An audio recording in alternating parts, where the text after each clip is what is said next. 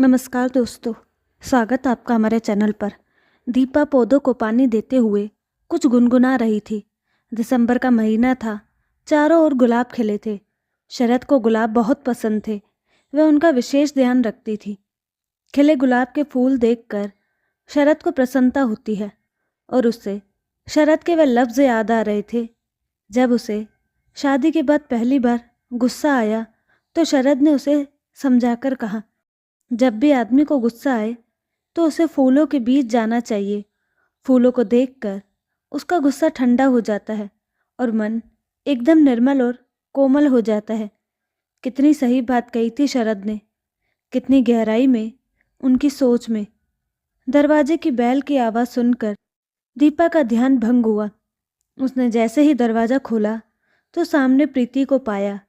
उसने अपनी आंखों पर विश्वास नहीं हो रहा था कि प्रीति उसकी बुआ जी की लड़की इस तरह उसके सामने आ खड़ी होगी।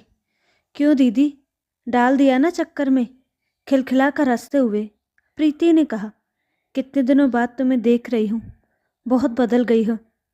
प्रीति को गले लगाते हुए दीपा ने कहा, तुम भी तो बहुत बदल गई हो दीदी, साड़ी में और भी ज़्यादा सुंदर लग रही हो। अरे हाँ, जीजाजी कहीं दिखाई नहीं दे रहे। तुम्हारी शादी में ही उन्हें देखा है, बाद में तो मुलाकात हो ही नहीं सकी। इधर उधर देखते हुए प्रीति ने कहा, माँ और बाबूजी रामेश्वर जा रहे हैं, वे उन्हें शहर तक छोड़ने गए हैं। आज रात की ट्रेन है, कल शहर के कुछ काम निपटा कर शाम तक लौट आएंगे। दीदी, रितेश भी नज़र नहीं आ रहा, उसे रामू काका बाहर घुमाने ले गए हैं। प्रीति, तुम फ्रेश हो जाओ, तब तक मैं तुम्हारे लिए नाश्ता और चाय लगवाती हूँ। रात खाना खाने के पश्चात दोनों फिर बातों में खो गई। प्रीति, तुमने मुझे ये नहीं बताया कि तुम्हारी डॉक्टरी की पढ़ाई पूरी हुई है या नहीं, और अभी कहाँ प्रैक्टिस कर रही हो?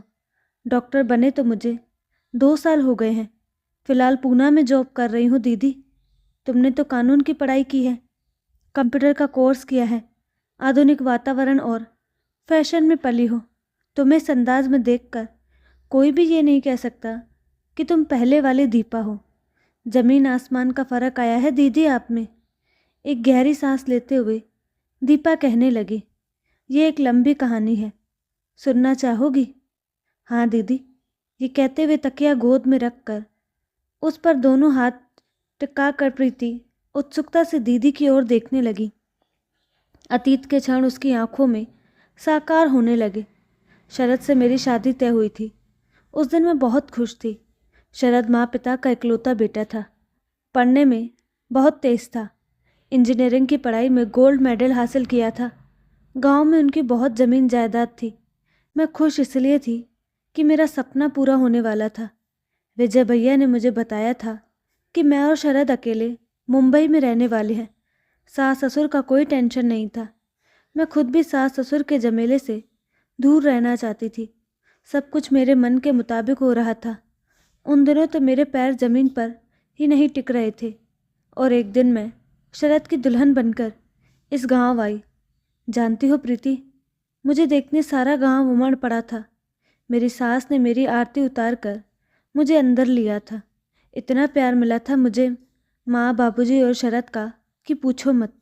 उन्हें बहू के अलावा कुछ सूझता ही नहीं था। शरद के प्यार में मैं खोई जा रही थी। इस तरह से ख्याल रखते थे मेरा। देखते देखते शादी को 1 महीना गुजर गया।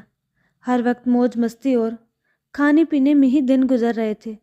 अपनी जिम्मेदारी से मैं कोसों दूर थी।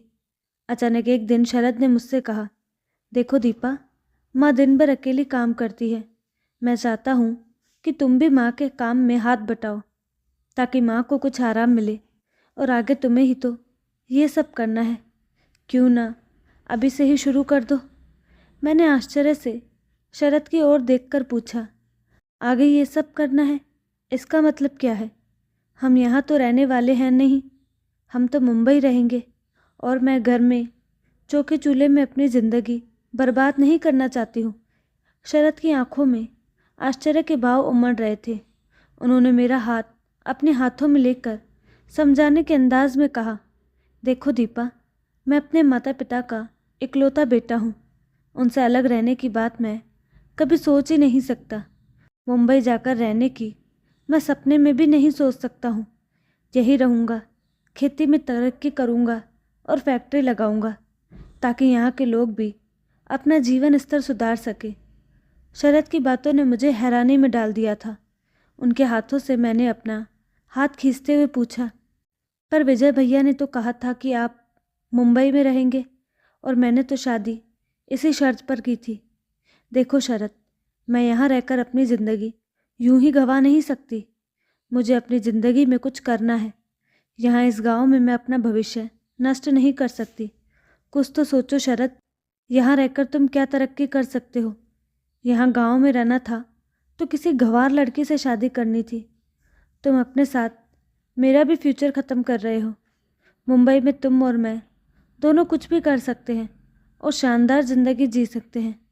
शरद ने एक नज़र चारों ओर डाली और तेज स्वर में कहा, देखो दीपा, शानदार ज़िंदगी में माँ बाबूजी के बगैर अपने गांव के बिना नहीं जी सकता। मेरा भविष्य, मेरा वर्तमान, सब कुछ यही है। और एक बात समझ लो, फिर मुझे शहर चलने के लिए नहीं कहना। तुम्हें यहाँ मेरे साथ इसी गांव में रहना है। शरद के इस रूप ने मुझे आश्चर्य में डाल दिया। मेरा देखा हुआ ख्वाब पल भर में चकनाचूर हो गया था। शरद ने मुझे प्यार से समझाने की बहुत कोशिश की, पर मेरी जिद के आगे उनकी एक न चली। माँ बाबूजी इस बात से बेखबर थे कि मैं रूठ कर मुंबई जा रही हूँ, और दूसरे दिन मैं गुस्से में मुंबई चली आई। मैंने कितना गलत कदम उठाया ये मैं उस दिन नहीं जान पाई, पर धीरे धीरे मुझे उसका एहसास होने लगा। मेरे फैसले से पिताजी कतई खुश नहीं थे। भैया और भाभी अपने आप में खुश थे। भाभी का व्यवहार पहले जैसा नहीं था। बात बात पर मुझे ताने सुनने पड़ते थे। समय काटने के लिए और अपनी ज़रूरतें पूरी करने के लिए मैंने सर्विस ज्वाइन कर ली। पर कहते हैं ना, पहले प्यार की छुअन बहुत गहरी होती है। शरद को भूल पाना संभव नहीं हो पा रहा था। जितना उसे भूलने की कोशिश करती, वह उतना ही ज़्यादा याद आता था। शरद का बेपनाह प्यार याद आते ही मन विचलित हो जाता था। रात को नींद कोसों दूर रहती थी। शरद व माँ बाबूजी के चित्र आंखों के सामने घूमते रहते थे। कहते हैं वक्त गाँवों को भर देता है, पर मेरे साथ उल्टा हो रहा था। मेरा गाँव और गहरा हो रहा था। न कोई हमदर्द था, न कोई साथी जिससे दो बातें करके मैं अपना गम हल्का कर सकूं। कई बार मन में आया कि शरद के पास लौट जाऊं, पर मेरा अहंकार, मेरा घमंड अपने आप पर ज़रूरत से ज़्यादा आत्मविश्वास से मेरे आड़े आ रहा था। हर वक्त मैं खामोश अपने आप में खोई रहने लगी थी। मुझे मेरा जल्दबाजी में किया हुआ फैसला चुभने लगा था। कभी कभी अपने आप से नफरत होने लगती थी। और एक दिन जैसे ही ड्यूटी से घर लौटी तो सामने रामू काका को पाया। उन्हें देखकर मेरी खुशी का ठिकाना न रहा। हाथ का पर्स वहीं फेंक कर उनसे ढेरों सवाल पूछने लगी। माँ बाबूजी कैसे हैं? क्या वो मुझे याद करते हैं? शरद कैसे हैं? आपके साथ वो क्यों नहीं आए? रामू काका मुझे उदास और गहरी खामोशी में डूबे हुए लग रहे थे। बस इतना ही कह पाए, बेटी तुम थकी होगी, पहले कुछ खा लो, फिर बात करेंगे। मैं शरद का समाचार सुनने के लिए इतनी बेताब थी कि 10 मिनट में फ्रेश होकर रामू काका का और अपना नाश्ता लेकर ड्राइंग रूम में आ गई। नाश्ता करने के पश्चात रामू काका कहने लगे, तुम शरद के साथ ज़्यादा खुश थी या अब ज़्यादा खुश हो? मैं खामोश रही। रामू काका के सवाल का जवाब नहीं दे पाई, पर आंखों में जांसुओं की बूंदें तैर रही थी। रामू काका आगे कहने लगे, बहू तुम्हें आए 10 महीने हो गए। तुमने शरद की माँ बाबूजी को कोई खबर नहीं ली। क्या कमी रह गई थी उनके प्यार में जो तुमने उनसे इस तरह मुंह मोड़ लिया? वह तो सारे गांव के देवता है दीपा। तुम्हें उनमें ऐसी क्या कमी नजर आई जो चंद पल का साथ देकर उन्हें दुखी करके छोड़कर चली आई?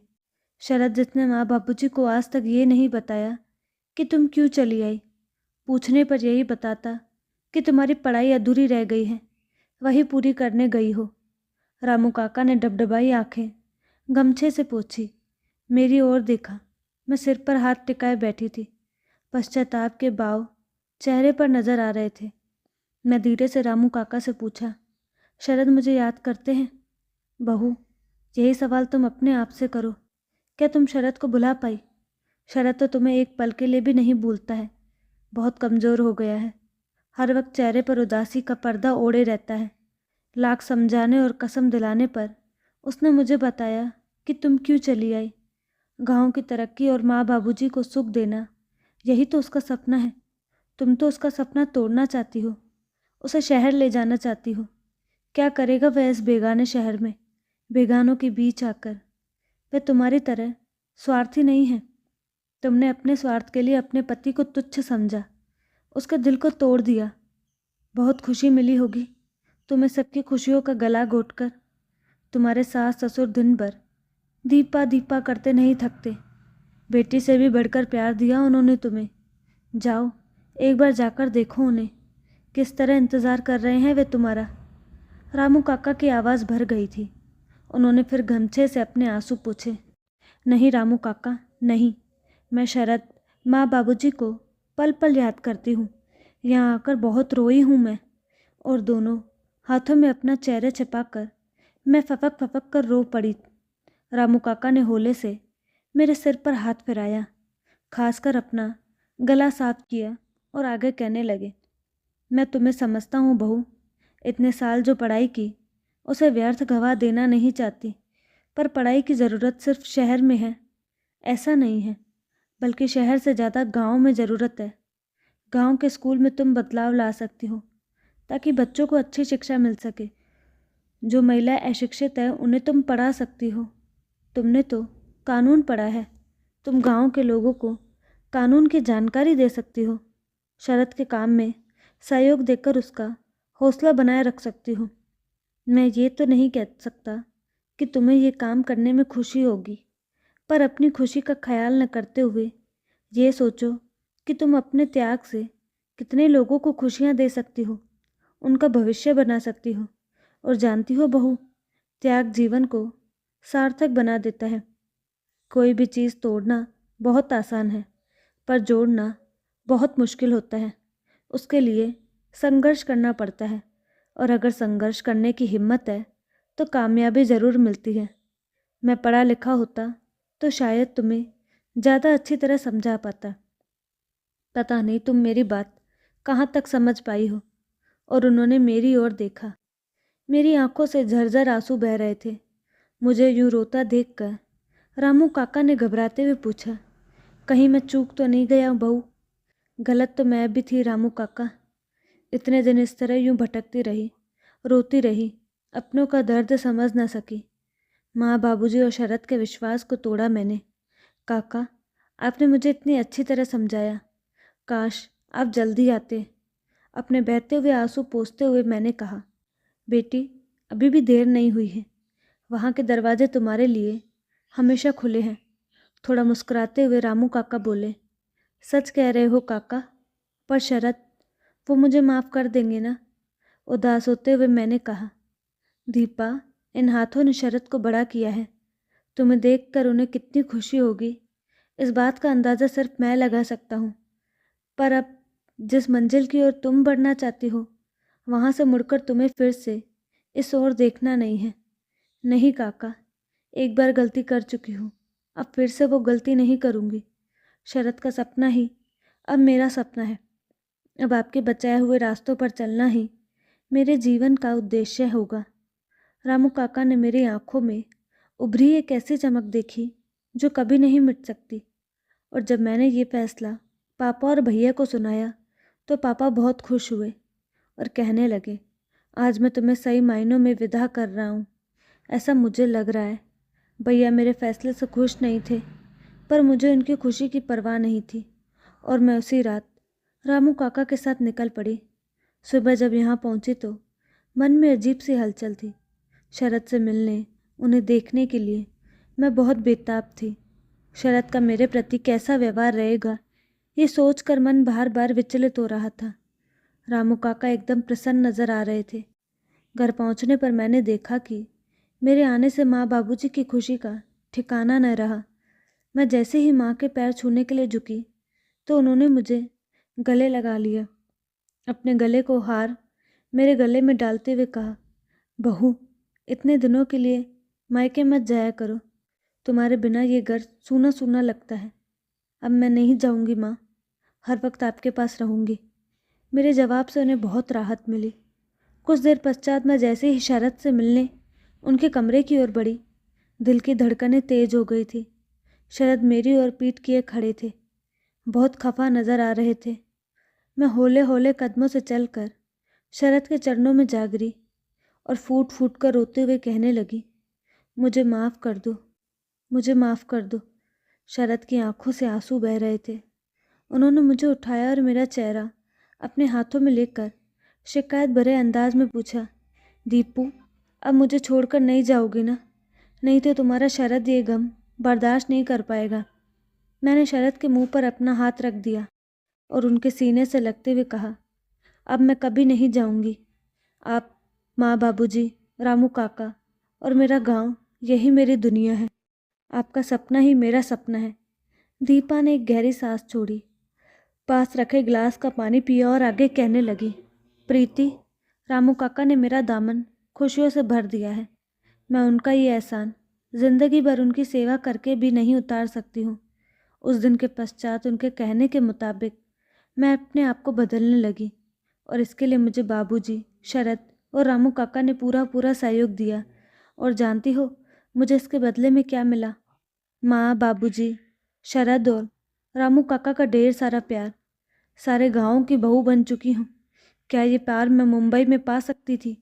शरद के अनमोल प्यार ने मुझे ये नई दिशा दी है, नया जीवन दिया है, जीने का सही रास्ता दिखाया है। उनके प्यार में, उनके व्यवहार में ऐसा जादू है कि सारा गांव उनका सम्मान करता है। उनके फैसलों से यहाँ के लोग संतुष्ट हैं। प्रीति, मैं यहाँ बहुत खुश हूँ। ऐसा लगता है कि मैं दुनिया की सबसे खुशनसीब महिला हूँ। दीपा ने प्रीति की ओर देखा। वो नज़रें झुकाए किसी गहरी सोच में डूबी नजर आ रहे थे। उसने प्रीति को हल्के से छूते हुए पूछा, क्या बात है?